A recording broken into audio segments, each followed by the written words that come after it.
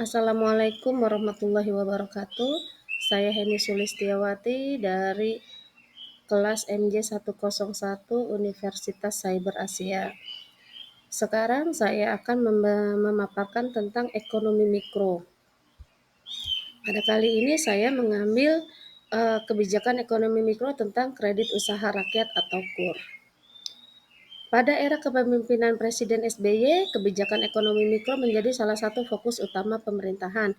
Salah satu kebijakan ekonomi mikro yang diterapkan pada masa pemerintahan SBY adalah program kredit usaha rakyat atau yang lebih dikenal dengan KUR. Program ini bertujuan untuk memberikan akses keuangan kepada pelaku usaha mikro, kecil dan menengah atau UMKM yang seringkali kesulitan mendapatkan akses keuangan dari bank konvensional.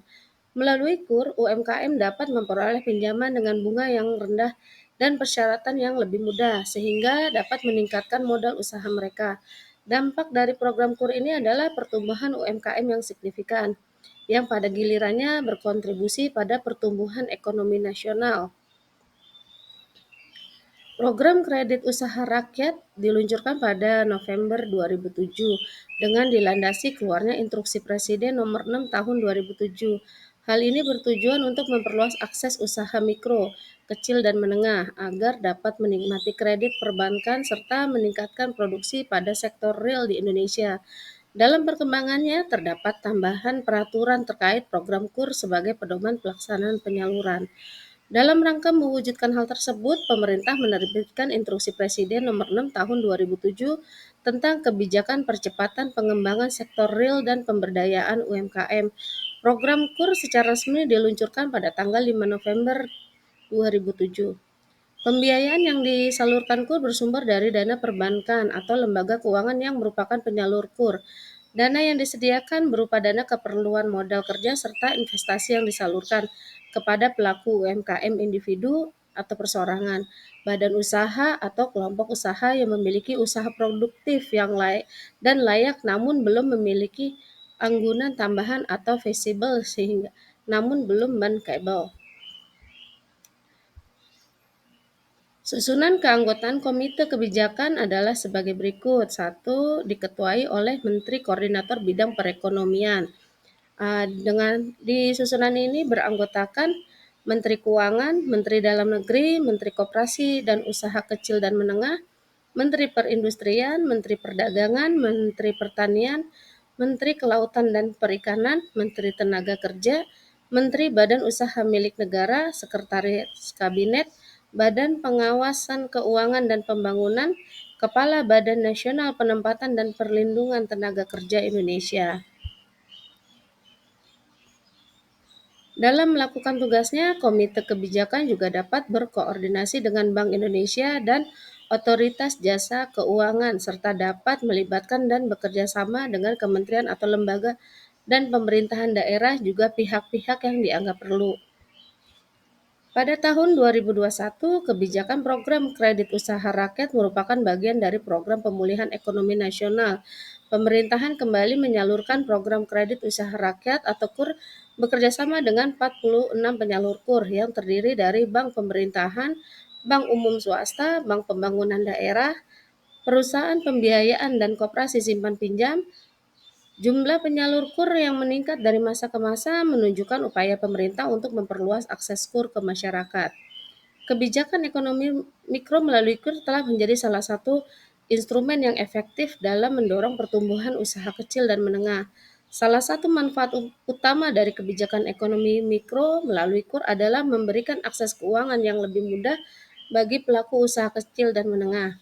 Sebelum adanya KUR, banyak pelaku usaha kecil dan menengah yang kesulitan dalam mendapatkan akses keuangan dari bank-bank konvensional. Mereka seringkali dianggap sebagai resiko tinggi dan tidak memiliki jaminan yang cukup untuk mendapatkan pinjaman. Namun, dengan adanya KUR, pelaku usaha kecil dan menengah dapat mengajukan pinjaman dengan jaminan yang lebih fleksibel, seperti jaminan kolektif dari kelompok usaha atau jaminan kepemilikan aset produktif. Selain itu, kebijakan ekonomi mikro melalui KUR juga memberikan bunga yang lebih rendah dibandingkan dengan pinjaman konvensional.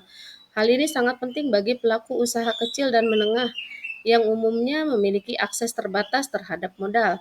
Dengan bunga yang lebih rendah, mereka dapat mengurangi beban biaya pinjaman dan menggunakan dana yang tersedia untuk mengembangkan usaha mereka. Selain itu, KUR juga memberikan jangka waktu pinjaman yang lebih panjang sehingga memberikan fleksibilitas yang lebih besar bagi pelaku usaha kecil dan menengah dalam mengelola keuangan mereka.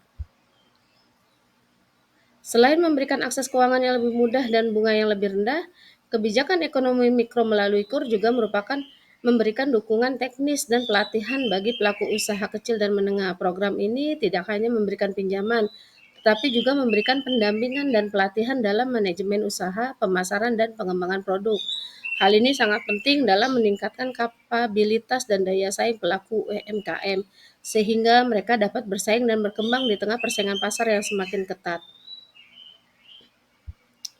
Dalam kesimpulannya, kebijakan ekonomi mikro melalui KUR telah membawa banyak manfaat bagi pelaku UMKM di Indonesia. Program ini memberikan akses keuangan yang lebih mudah, bunga yang lebih rendah, dan dukungan teknis yang membantu mereka mengembangkan usahanya. Dengan adanya KUR, pelaku UMKM dapat menjadi motor penggerak pertumbuhan ekonomi negara, menciptakan lapangan kerja, dan meningkatkan kesejahteraan masyarakat.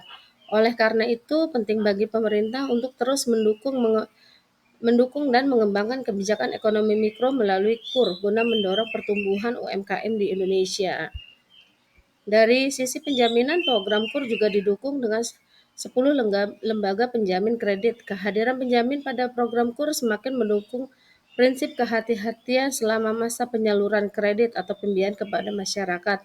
Selain itu, dalam rangka menjaga praktik good corporation governance dalam penyaluran KUR, pemerintah senantiasa bekerjasama dengan Otoritas Jasa Keuangan atau OJK dan Badan Pengawas Keuangan dan Pembangunan BPKP dalam rangka mengawasi pelaksanaan KUR. Sekian dan terima kasih. Hanya itu yang bisa saya dapat berikan. Wassalamualaikum warahmatullahi wabarakatuh.